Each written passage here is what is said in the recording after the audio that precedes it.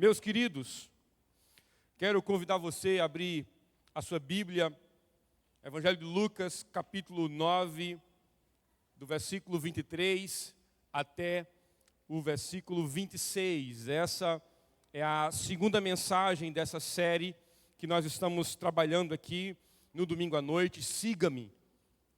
Nosso desafio hoje está posto nesse texto da palavra de Deus. Então, com muita reverência no seu coração, com muito desejo de ouvir a voz de Deus, abra a sua Bíblia e leia a palavra de Deus. Permita que o Senhor fale ao seu coração na leitura da palavra. Lucas capítulo 9, do versículo 23 ao versículo 26. Diz assim a palavra de Deus: dizia a todos: se alguém quer vir após mim, a si mesmo se negue. Dia a dia tome a sua cruz e siga-me.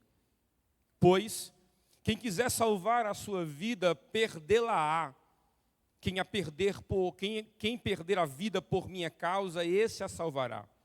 Que proveita o homem, ou ao homem, ganhar o mundo inteiro, se vier a perder-se ou a causar dano à sua vida, ou a si mesmo.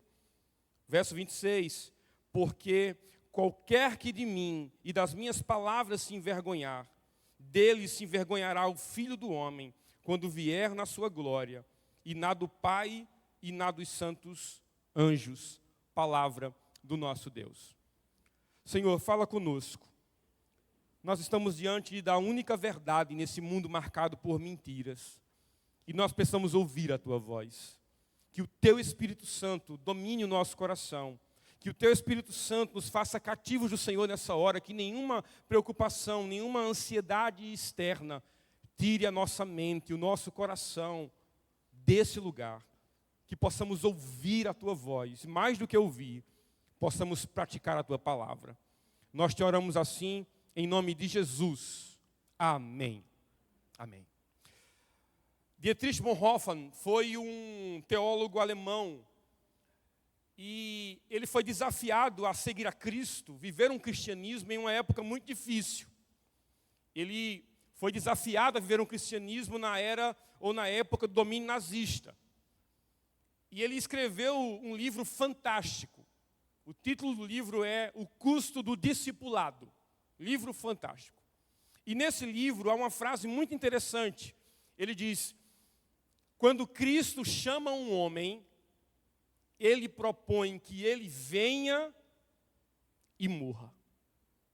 Quando Cristo chama um homem, Ele propõe que ele venha e morra.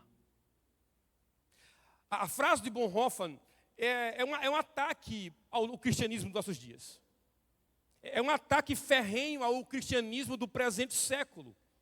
Veja, nós vivemos a era de um cristianismo confortável.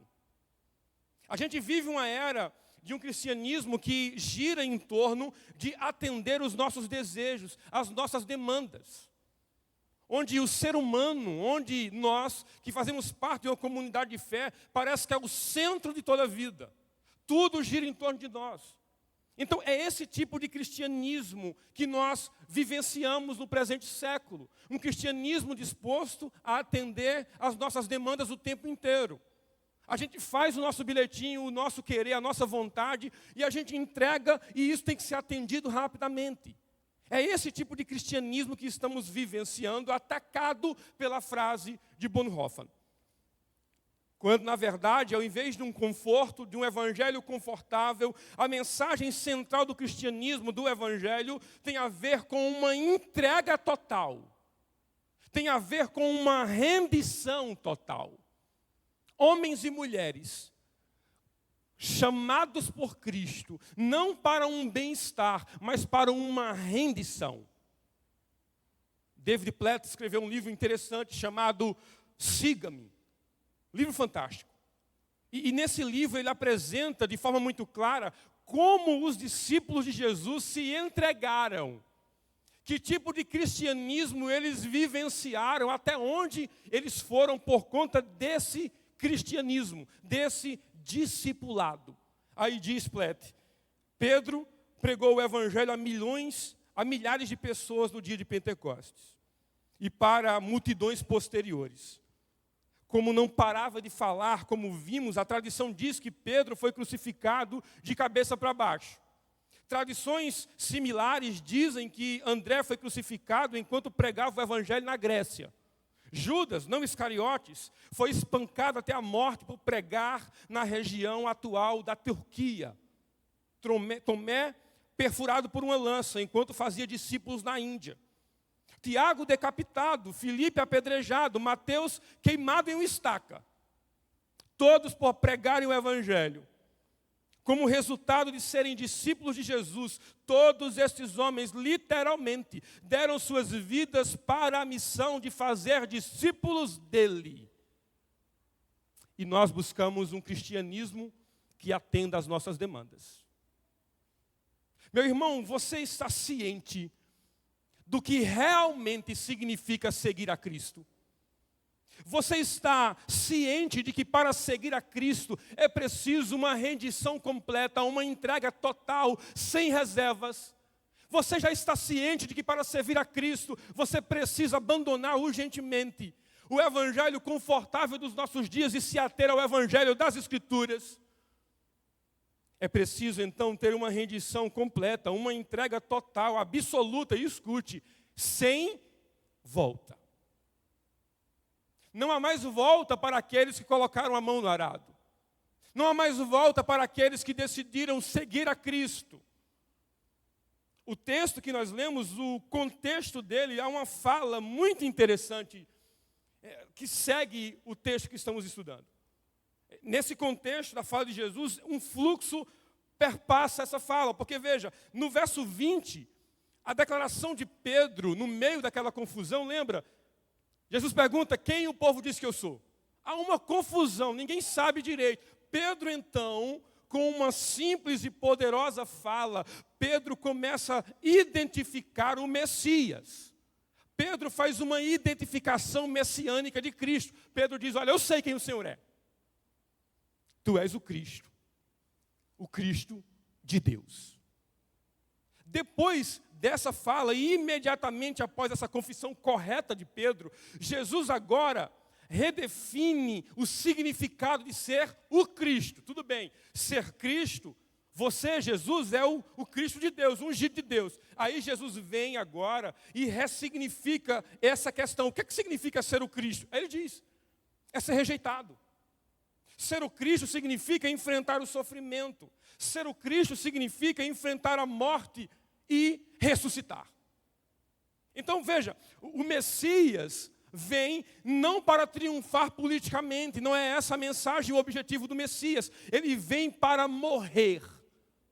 Logo após, Jesus explica o que é que custa o discipulado para aqueles que estão seguindo a Ele. Veja que fluxo interessante. Tu és o Cristo, Filho de Deus.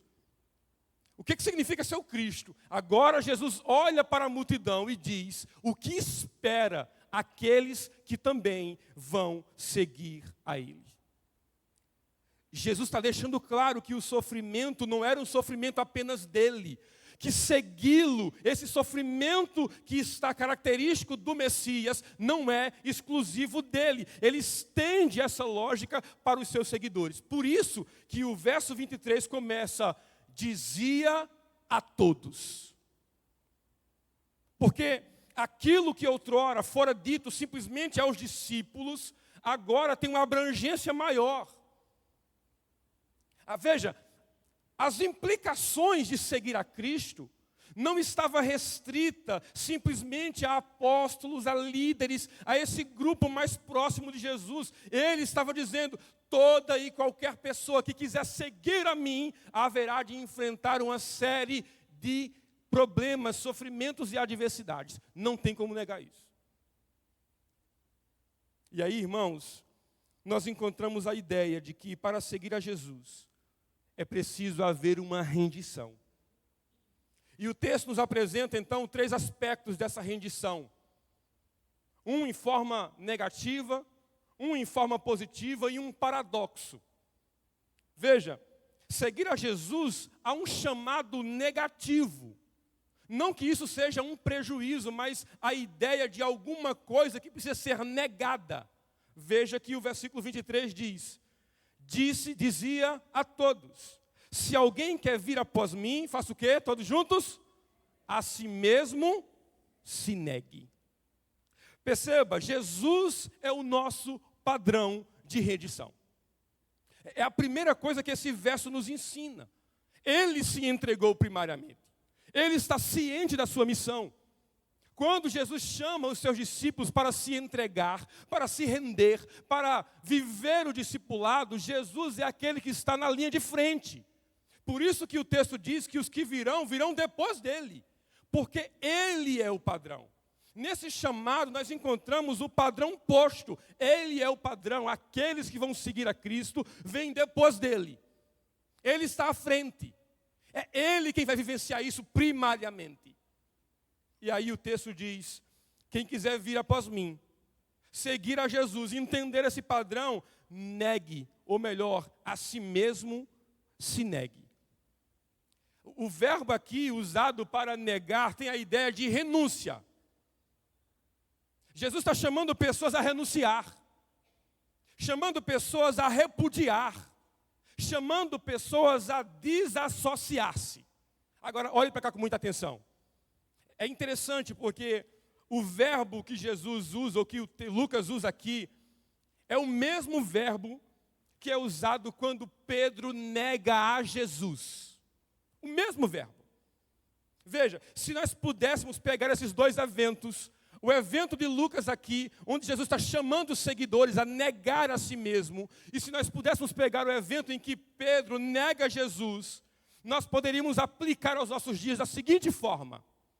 Nós poderíamos dizer que Jesus exige que façamos com o nosso ego, que façamos com os nossos desejos, o mesmo que Pedro fez com ele.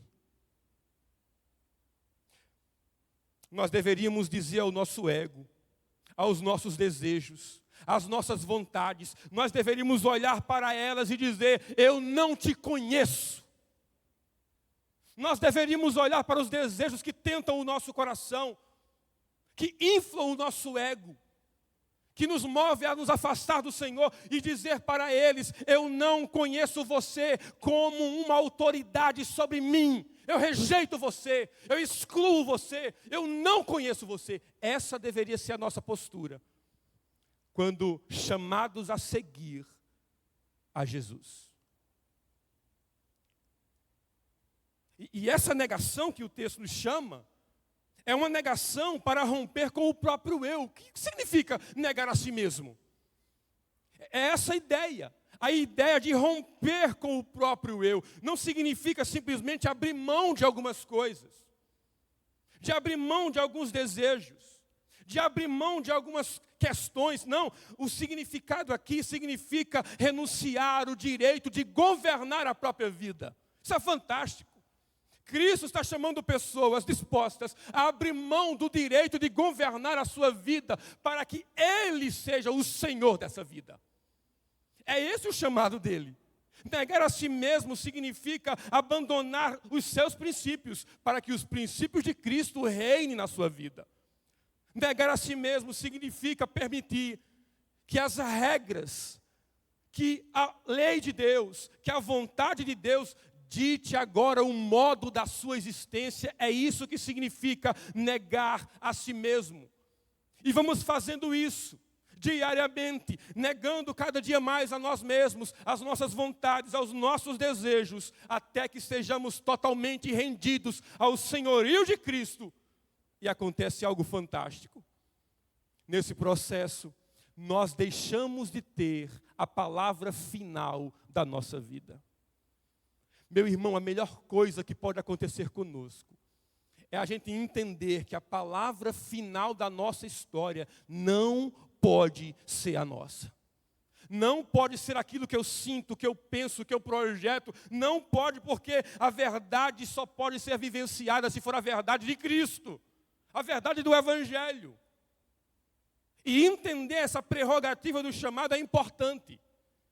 Porque, entendendo isso, nós atacamos a nossa autonomia pessoal.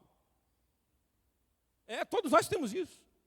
esse desejo de ser o Senhor da nossa história, esse desejo de dizer, eu sei como funciona, eu sei elaborar a vida, eu tenho experiência, olha os meus cabelos brancos, olha as minhas graduações, veja os anéis nos meus dedos, eu sou experto em montar a vida, eu sei como funciona. É um ataque à nossa autonomia pessoal, onde nós somos enganados pelo nosso próprio coração, de imaginar que nós podemos, pela nossa capacidade, viver uma vida que agrade a Deus. Escute, você não pode. Sozinho, você não vai vivenciar uma vida que glorifica o nome do Senhor. Sabe quando faremos isso? Quando negarmos a nós mesmos. Quando você soltar as rédeas da sua vida e entregá-las nas mãos de Cristo Jesus. Mas ainda há um segundo alerta. Essa prerrogativa para seguir a Cristo nos livra de um cristianismo utilitário. É o cristianismo onde Jesus é aquele que veio melhorar a nossa vida. É o cristianismo de um Jesus bonachão, que está sempre preocupado em melhorar a nossa situação de vida. Ele está sempre preocupado com as coisas, como eu vou viver, se eu estou vivendo bem, se não tenho sofrimento. A gente começa a criar esse tipo de Cristo em nossas vidas. E nós esquecemos que Jesus não é aquele que veio melhorar a nossa vida. Jesus é aquele a quem eu estou disposto a entregar o controle da minha vida. A entregar toda a minha existência, todos os meus planos. Porque senão, irmãos, nós caímos nesse engodo de fazer de Jesus esse melhorador da vida, esse gênio da lâmpada mágica. E quando nós precisamos, a gente enfrega a lâmpada e Jesus sai para atender as nossas demandas, atender os nossos desejos. E a gente fica muito feliz com Jesus, com esse Jesus que confirma os nossos planos. Mas, quando esse Jesus frustra os nossos planos, nós não amamos Ele tanto assim. Meu querido irmão, se o cristianismo que você tem vivenciado não confronta os seus desejos, jovens, adolescentes que estão aqui, se o cristianismo que você tem vivenciado não confronta os seus planos, as suas ambições, não move o seu coração, não quebranta o seu coração, se os seus desejos não são balizados pela palavra, se a forma que você reage não é liderada pela palavra, escute isso com muita atenção, você não está se negando, você não está negando a si mesmo, você está simplesmente conformado com a religiosidade e fazendo de Jesus um amuleto para a sua vida. Fazendo de Jesus um amuleto, onde coisas acontecem quando você está em perigo e busca então socorro em Jesus. Alguém já disse que negar a si mesmo é esquecer-se completamente de si, a fim de que Cristo reine em nós. Esse é o chamado para você nessa noite, negar a você mesmo, esquecer de você mesmo. Tirar você do centro dessa vida, tirar você do centro do controle e permitir que Cristo continue, ou melhor, que Cristo controle toda a sua vida. Mas há um aspecto positivo agora. Nessa rendição em que somos chamados, há um aspecto negativo, uma implicação negativa de negar alguma coisa, mas agora um aspecto positivo, um chamado positivo. O texto diz que devemos tomar a cruz e segui-lo. Veja, se por um lado somos chamados a negar alguma coisa, agora somos chamados a tomar alguma coisa. A pergunta é, o que somos chamados a tomar? Aí o texto diz, a cruz. Tome a sua cruz. É interessante porque não é a cruz do Cristo. Não é a cruz do Messias, é a nossa cruz. Se o nosso Messias, se o nosso Mestre tem uma cruz, todos nós, discípulos dele, somos chamados a tomar a própria cruz.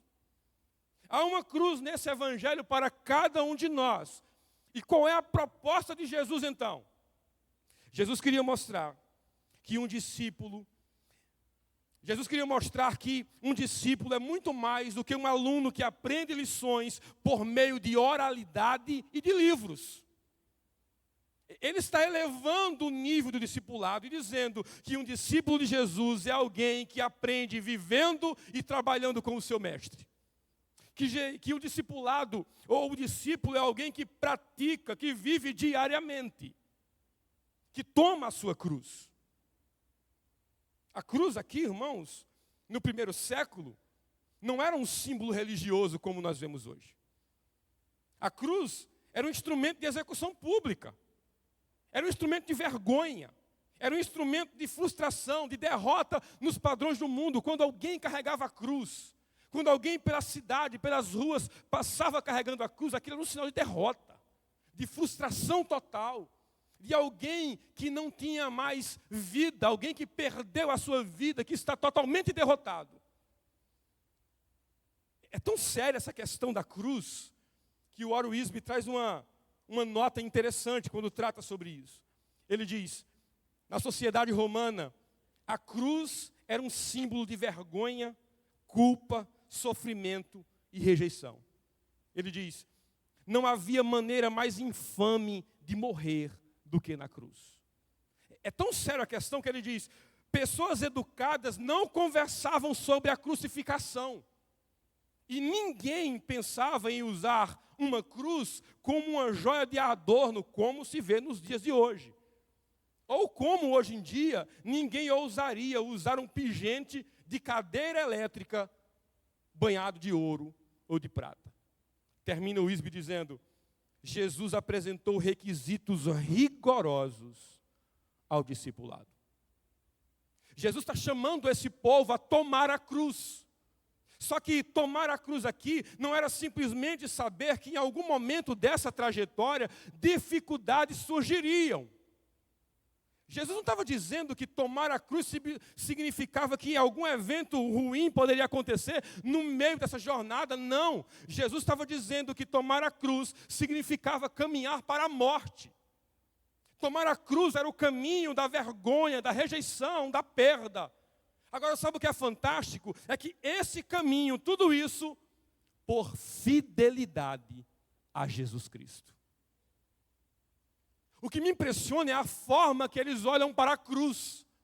Enquanto o mundo olha para a cruz como sendo o terror, o sofrimento, enquanto aqueles que não serviam a Cristo olhavam para a ideia de tomar a cruz como sendo algo improvável, repugnante, os discípulos de Jesus tomam a cruz como um privilégio. Eles olham para a cruz como alguém que é privilegiado, alguém que foi regenerado, alguém que foi convertido, alguém que foi salvo, e agora o seu único desejo é ser fiel ao Jesus Cristo, ao Senhor Todo-Poderoso. É assim que eles olham para a cruz, com fidelidade, com o desejo de um coração que é fiel ao seu Senhor. Mas aí Lucas faz algo extraordinário. Lucas apresenta aqui uma sentença que Marcos e Mateus omitiram. Porque Lucas diz, dia a dia tome a cruz e siga-me. Dia a dia. É isso que ele diz, que os dois evangelhos omitem, dia a dia. O que é que Lucas está dizendo aqui? Lucas está dizendo, ou melhor, Lucas está eliminando a ideia de uma decisão pontual no discipulado. Ele está dissolvendo a ideia de uma conversão sem perseverança. Ele está dizendo que essa cruz deve ser tomada diariamente. Não é um evento do passado, não é algo que ficou lá atrás. Uma decisão de muito tempo atrás, mas é diariamente o desejo e a decisão de perseverar em seguir ao Senhor. Uma decisão de seguir ao Senhor. E aqui somos questionados por algo inevitável. Escute, irmãos. Será que estamos, de fato, tomando a nossa cruz hoje? Meu irmão, será que estamos vivenciando o custo do discipulado? Melhor, será que o nosso evangelho tem cruz? Será que estamos vivenciando um evangelho onde há cruz? Ou será que somos apenas lembrados de uma decisão que fizemos há muito tempo atrás? Você tem vivenciado um evangelho marcado pela cruz? Você tem carregado a sua cruz? Será que o nosso cristianismo tem evidenciado isso? Será que a forma que vivemos evidencia que nós tomamos a cruz e seguimos a Cristo? Ou será que estamos vivenciando o evangelho moderno, sem cruz, sem renúncia, sem entrega? Será que o nosso evangelho é o evangelho que não custa nada? Será que estamos vivenciando uma era em que as pessoas estão vivendo um evangelho bonachão, onde não custa nada, não há evidência nenhuma, mudança nenhuma? Escute isso com atenção.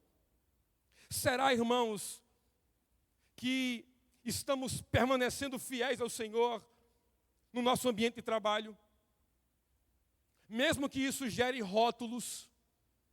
Você tem permanecido fiel nesse ambiente de trabalho, mesmo que isso gere em você algum tipo de rotulação, mesmo que as pessoas isolem você e isso traga prejuízo para a sua vida? Você tem submetido suas escolhas pessoais ao Senhor? Você tem vivenciado um evangelho onde Cristo é o Senhor da sua vida? Você tem se submetido, ou melhor, submetido suas escolhas à vontade de Deus? Seus desejos, seus sonhos, suas vontades, elas são submetidas à vontade de Deus? Será que nós ficaríamos conformados se a vontade de Deus frustrasse os nossos planos hoje? Planos legítimos. Como você ficaria se Deus frustrasse, por exemplo, a sua carreira? Como você ficaria se Deus frustrasse seu relacionamento? Como você ficaria se o Senhor frustrasse suas finanças, seu desejo por ter mais? Como você reagiria a isso? Mas me permita ser mais enfático em algumas questões. Você estaria disposto hoje a ganhar menos dinheiro porque decidiu não negociar princípios? Quantos de nós estaria disposto aqui a ganhar menos? A rejeitar aquele aumento que seria uma bênção no final do mês? Porque esse aumento viria de encontro com a vontade de Deus, com a forma de Deus. Porque isso exigiria de nós não mentir, não fraudar, não se calar quando a verdade precisa ser dita.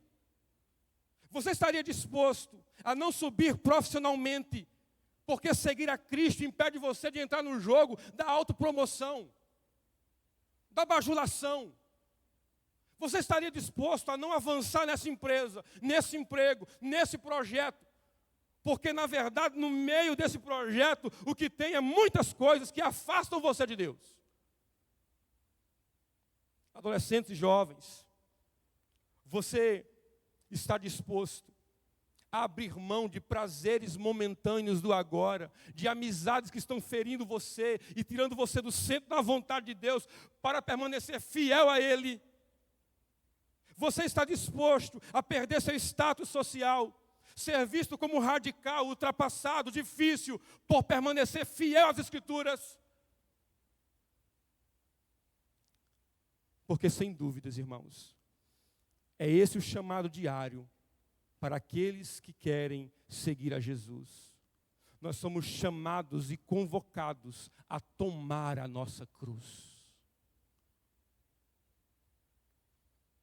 E o texto termina nos mostrando, então, o paradoxo do reino.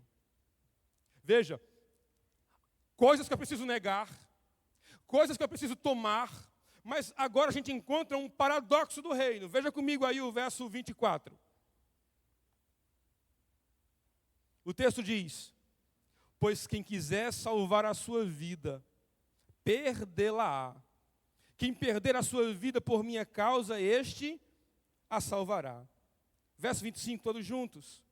Que aproveita o homem ganhar o mundo inteiro, se vier a perder-se ou a causar dano a si mesmo.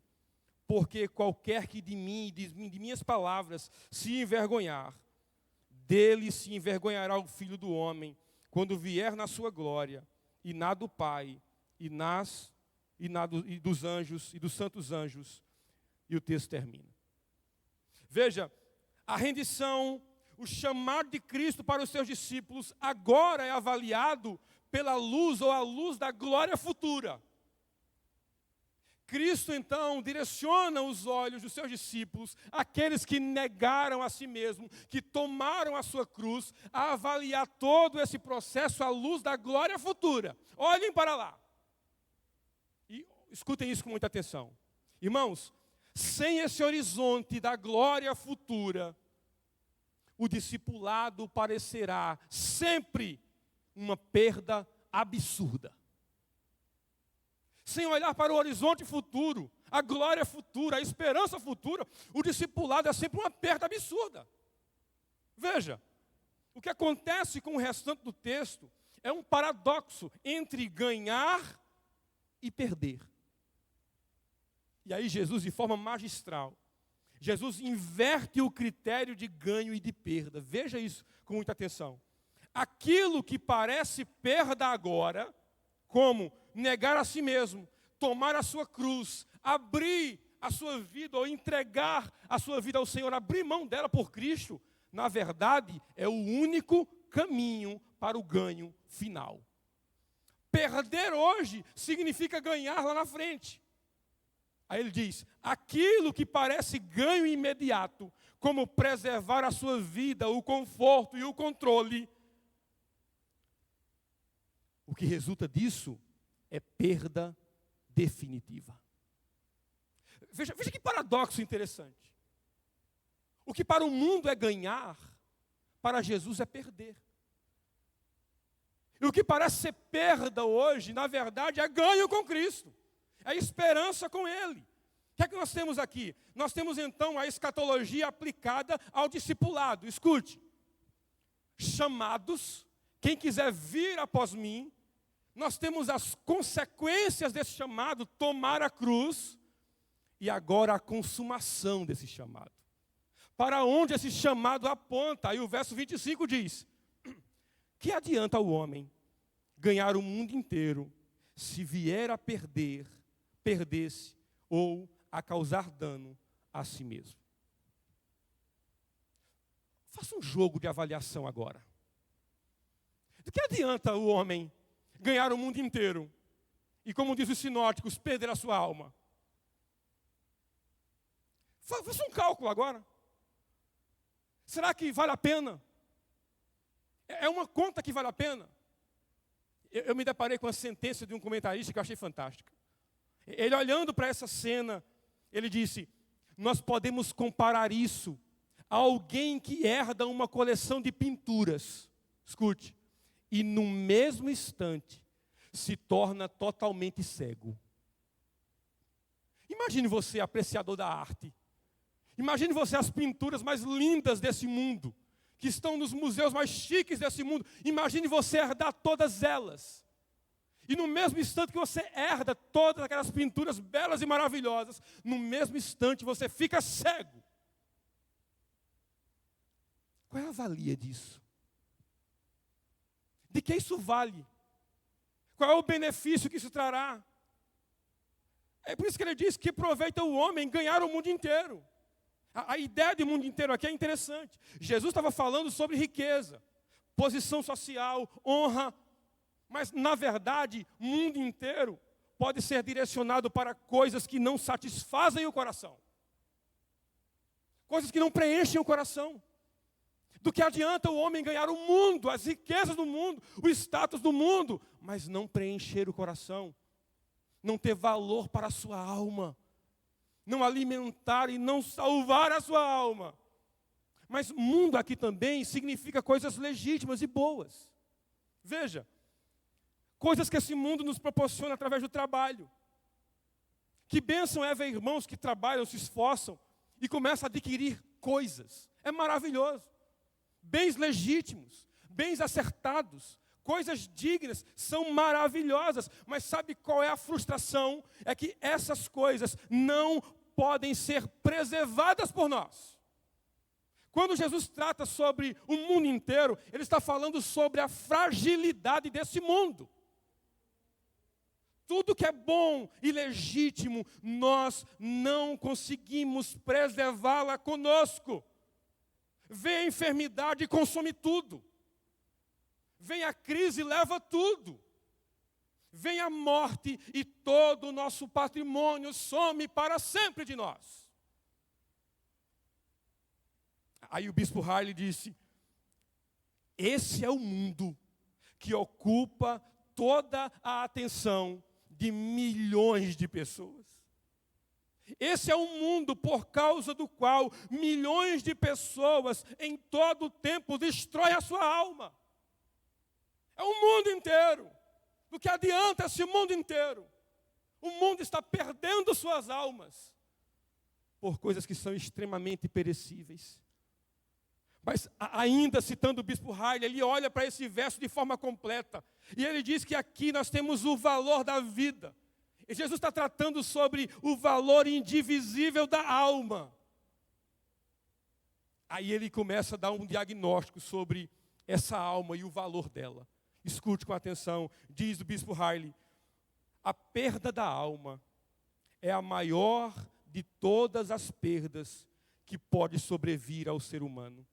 A pior e mais dolorosa de todas as enfermidades, a mais angustiante ruína financeira, o mais grave desastre, são apenas um pequenino arranhão, se comparado à perda da alma.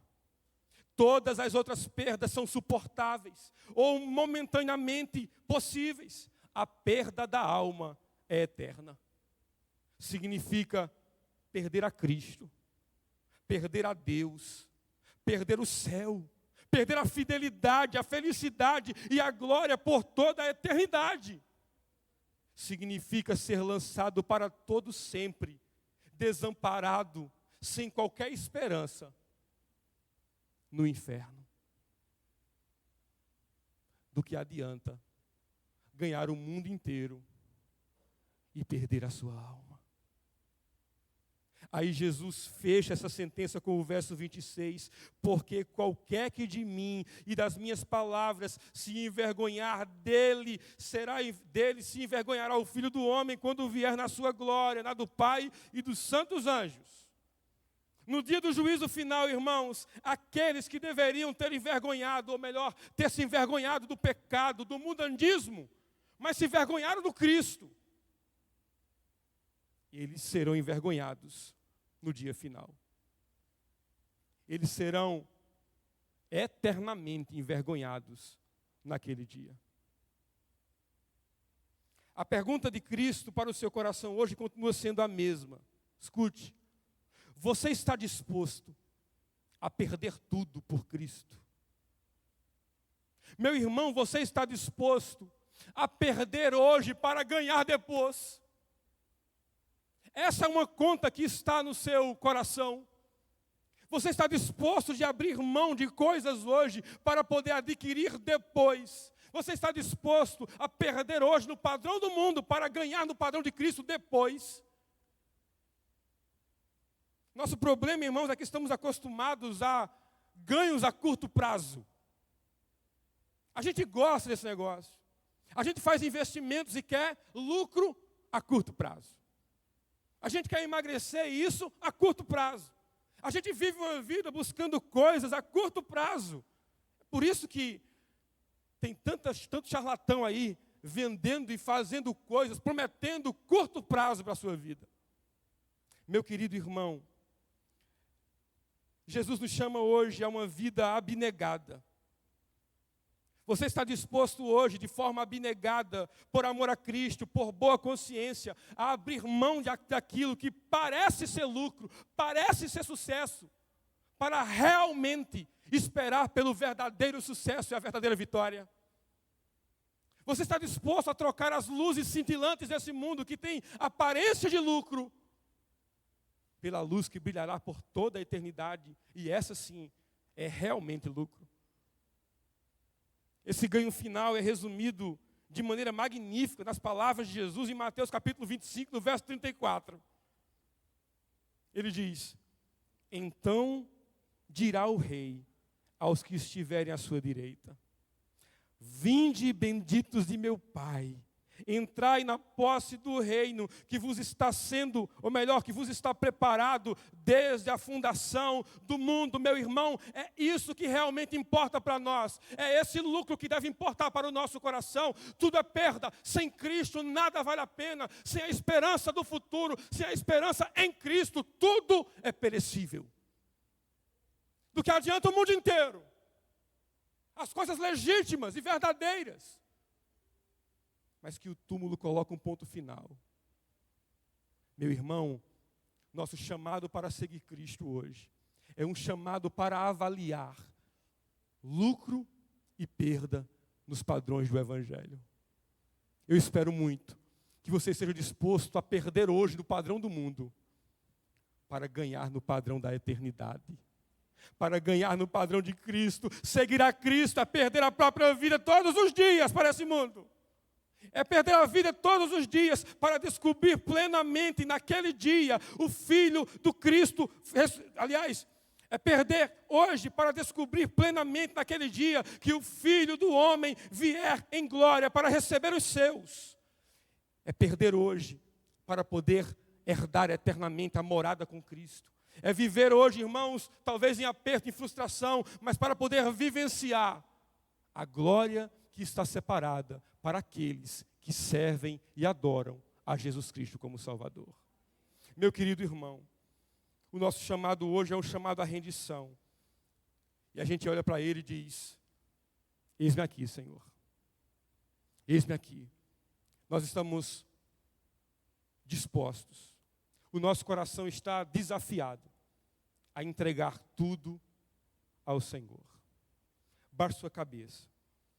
Nós vamos cantar uma canção que nos coloca nessa ideia. O desafio que esse texto chama para nós é o desafio de nos render ao Senhor. É o desafio de dizer a Ele: eis-me aqui, Senhor. Está aqui o meu coração. Está aqui a minha vida. Seguir a Cristo, nós entendemos hoje, Senhor, que seguir ao Senhor é uma negação diária dos nossos desejos e vontades.